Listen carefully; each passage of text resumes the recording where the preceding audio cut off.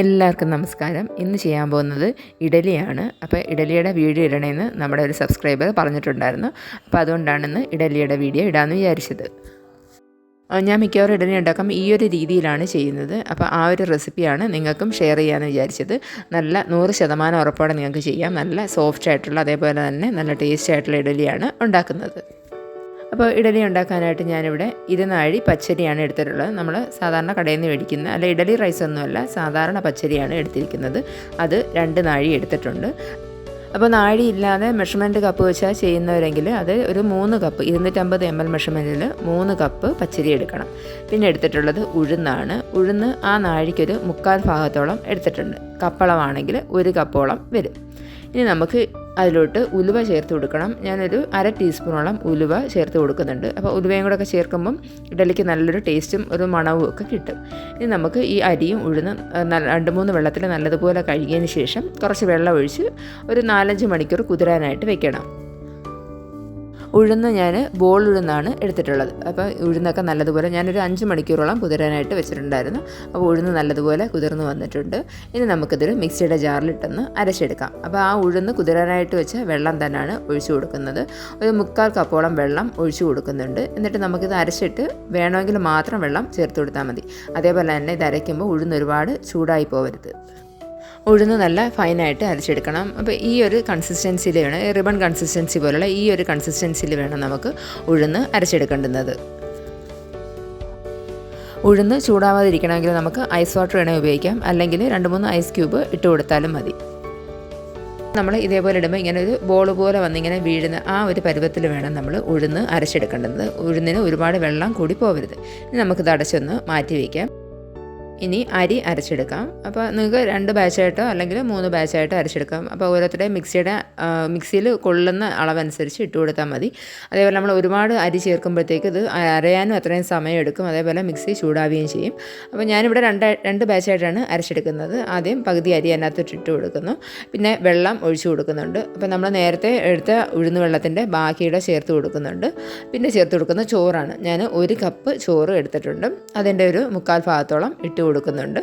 പിന്നെ ചേർത്ത് കൊടുക്കുന്നത് പച്ചവെള്ളമാണ്. അപ്പോൾ 1 കപ്പ് വെള്ളം ഞാൻ മുഴുവനായിട്ട് ഒഴിക്കുന്നില്ല, ഒരു 1/4 കപ്പോളം വെള്ളം ഒഴിച്ചു കൊടുക്കുന്നുണ്ട്.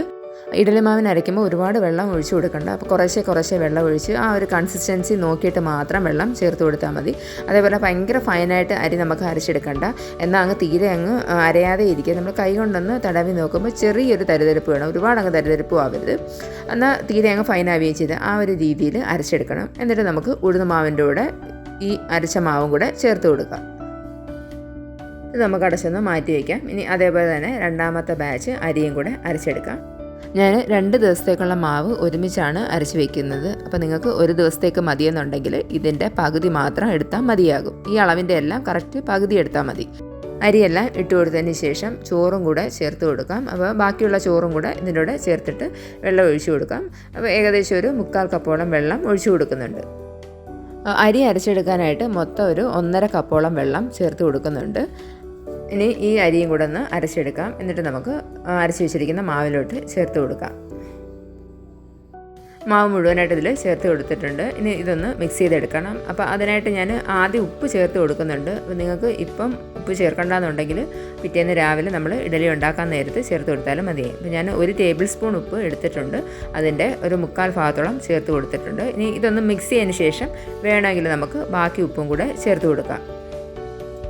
നിങ്ങൾക്കിതൊരു തവി വെച്ച് വേണമെങ്കിൽ നല്ലതുപോലെ ഇളക്കിയെടുക്കാം, അല്ലെങ്കിൽ കൈ കൊണ്ട് ഇളക്കാം. അപ്പോൾ കൈ കൊണ്ട് ഇളക്കുമ്പോൾ നമുക്ക് കുറച്ചും കൂടെ നല്ല സോഫ്റ്റായിട്ട് മാവ് കിട്ടും. അപ്പോൾ ഞാനിവിടെ കൈ കൊണ്ടാണ് ഇളക്കുന്നത്. ഏകദേശം ഒരു 3-4 മിനിറ്റ് നല്ലതുപോലെ ഒന്ന് കൈ കൊണ്ട് ഇത് മിക്സ് ചെയ്തെടുക്കാം. അപ്പോൾ ഈ മിക്സ് ചെയ്യുന്ന സമയത്ത് ഞാൻ ഉപ്പുണ്ടോ എന്ന് നോക്കിയായിരുന്നു. അപ്പോൾ ഉപ്പ് കുറവുണ്ടായിരുന്നു. അപ്പോൾ ബാക്കിയുള്ള ഉപ്പും കൂടെ ചേർത്ത് കൊടുത്തിട്ടാണിത് മിക്സ് ചെയ്തെടുത്തിരിക്കുന്നത്. 1 ടേബിൾ സ്പൂണോളം ഉപ്പ് ഞാനിതിൽ ചേർത്ത് കൊടുത്തിട്ടുണ്ട്. അപ്പോൾ മിക്സ് ചെയ്തതിന് ശേഷം നമുക്ക് അരിയെല്ലാം ഒന്ന് ക്ലീൻ ചെയ്തതിന് ശേഷം ഇതൊന്ന് അടച്ച് റെസ്റ്റ് ചെയ്യാനായിട്ട് മാറ്റി വയ്ക്കാം.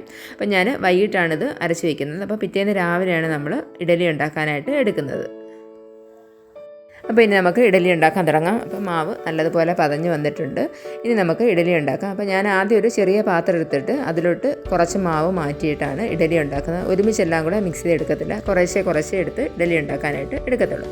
അപ്പോൾ നിങ്ങൾക്ക് ഇതിൽ വേണമെങ്കിൽ ചെറുതായിട്ട് ഇഞ്ചി കൊത്തി പൊടിച്ചതും അതേപോലെ തന്നെ കറിവേപ്പില പച്ചമുളകൊക്കെ ചേർക്കാം. അപ്പോൾ പിള്ളേരുള്ളതുകൊണ്ട് ഞാൻ അതൊന്നും ചേർക്കുന്നില്ല. നമുക്ക് അല്ലാതെ തന്നെ ഇത് ചെയ്യാം. പക്ഷേ ഇഞ്ചിയൊക്കെ ചേർക്കുമ്പോൾ ഇഡ്ഡലിക്ക് ഒരു പ്രത്യേക ടേസ്റ്റാണ്. ഇനി നമുക്കിതൊന്ന് ആവിയിൽ വേവിച്ചെടുക്കാം. അപ്പോൾ ഇഡ്ഡലി കുട്ടാൻ വെച്ചിട്ടുണ്ട്. അപ്പോൾ മാവെല്ലാം ഞാൻ കോരി ഒഴിച്ചിട്ടുണ്ട്. അപ്പോൾ ഈ ഇഡ്ഡലി ആണെങ്കിൽ നമുക്ക് പെട്ടെന്ന് തന്നെ വെന്ത് കിട്ടും. അത്ര നല്ല സോഫ്റ്റ് ആയിട്ടുള്ള മാവാണ്, നല്ലതുപോലെ പതഞ്ഞ് വന്ന മാവാണ്. അപ്പോൾ ഇഡ്ഡലി വെന്തോന്ന് നോക്കാനായിട്ട് നിങ്ങൾക്കൊരു സ്ക്യൂറോ എന്തെങ്കിലും ഇട്ടൊന്ന് കുത്തി നോക്കിയാൽ മതി. അപ്പം ഇതിനകത്ത് ഒട്ടി പിടിക്കുന്നില്ലെങ്കിൽ നല്ലതുപോലെ വെന്ത് കിട്ടിയിട്ടുണ്ട്. അപ്പോൾ ഇഡ്ഡലിയെല്ലാം ഇവിടെ റെഡി ആയിട്ടുണ്ട്. ഇനി ഇതൊന്ന് ഇളക്കിയെടുക്കാം. അപ്പോൾ നല്ല സോഫ്റ്റ് ആയിട്ടുള്ള ഇഡ്ഡലിയാണ് നമുക്ക് കിട്ടിയിട്ടുള്ളത്. പിന്നെ ഞാൻ സാമ്പാറാണ് ഉണ്ടാക്കിയിട്ടുള്ളത്. സാമ്പാറിൻ്റെ റെസിപ്പി നേരത്തെ തന്നെ അപ്ലോഡ് ചെയ്തിട്ടുണ്ടായിരുന്നു. അപ്പോൾ അതിൻ്റെ ലിങ്ക് വേണമെങ്കിൽ ഡിസ്ക്രിപ്ഷനിൽ കൊടുത്തേക്കാം. അപ്പോൾ ഇനി ഞാൻ നിങ്ങൾക്കൊരു കാര്യം കാണിച്ചു തരാം. അപ്പോൾ ഇതാണ് ഞാൻ അരച്ച് വെച്ചിരുന്ന ഇഡ്ഡലി മാവിൻ്റെ അവസ്ഥ. സാധാരണയായിട്ട് ഞാൻ ഈ ഒരു പാത്രത്തിലാണ് എപ്പോഴും അരയ്ക്കുമ്പോൾ, ദോശയ്ക്കായാലും ഇഡ്ഡലിക്കായാലും അരയ്ക്കുമ്പോൾ വെച്ചിട്ടുള്ളത്. പക്ഷേ ഇതെന്താ പറ്റിയെന്ന് അറിയത്തില്ല, മാവ് നല്ലതുപോലെ പതഞ്ഞ് വന്നിട്ടുണ്ട്. അതേപോലെ ഇഡ്ഡലി നല്ല സോഫ്റ്റ് ആയിരുന്നു. അപ്പോൾ ഞാനിതിൻ്റെ അരിവെല്ലാം ഒന്ന് ക്ലീൻ ചെയ്തെടുത്തിട്ടുണ്ട്. അപ്പോൾ നിങ്ങൾ ഇതേ രീതിയിലാണ് അരി അരച്ചെടുക്കുന്നതെങ്കിൽ കുറച്ചൊരു വലിയ പാത്രം എടുക്കുന്നത് നല്ലതായിരിക്കും. അപ്പോൾ കുറച്ച് മാവ് ഞാനൊരു പാത്രത്തിലോട്ട് മാറ്റിയിട്ട് ഇതൊന്ന് മിക്സ് ചെയ്തെടുത്തിട്ട് പിന്നെ ആ മാറ്റി വെച്ച മാവും കൂടെ ചേർത്ത് കൊടുക്കുന്നുണ്ട്. അല്ലെങ്കിൽ നമുക്ക് എല്ലാം കൂടി ഇട്ടൊന്ന് ഇളക്കാൻ പറ്റത്തില്ല. അരിയൊക്കെ ക്ലീൻ ചെയ്തതിന് ശേഷം ബാക്കിയുള്ള മാവും കൂടെ ചേർത്ത് കൊടുത്തിട്ടൊന്ന് മിക്സ് ചെയ്തെടുക്കുന്നുണ്ട്. ഈ വീഡിയോ നിങ്ങൾക്ക് എല്ലാവർക്കും ഇഷ്ടമായെന്ന് വിചാരിക്കുന്നു. അപ്പോൾ നിങ്ങൾക്ക് ഇഷ്ടപ്പെട്ടെങ്കിൽ തീർച്ചയായിട്ടും ഒന്ന് സപ്പോർട്ട് ചെയ്യണേ. അപ്പോൾ ഇനി നമുക്ക് അടുത്ത വീഡിയോ കാണാം.